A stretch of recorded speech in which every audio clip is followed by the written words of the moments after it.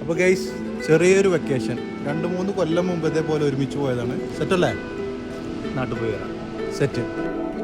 வாழ்வதுமே தாழ்வதுமே உந்தன் கையில் மானமே വീഴ്ந்தாலுமே പോലെ നാട്ടിൽ പോവാ.